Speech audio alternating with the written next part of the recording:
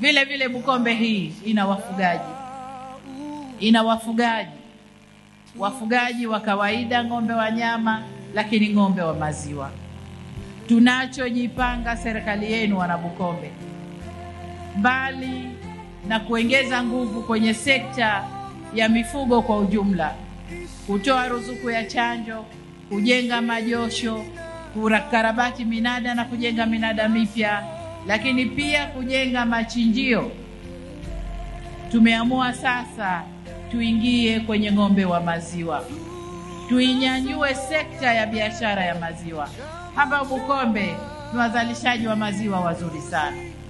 Tunakwenda kunyanyua sekta ya maziwa, lakini pia kuweka viwanda vitakavyochakata maziwa ili maziwa yawe bidhaa na wafugaji wale waweze kuuza bidhaa, fedha ingie mfukoni, maisha yaendelee.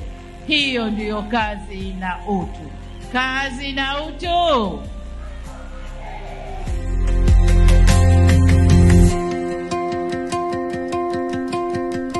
Kazi na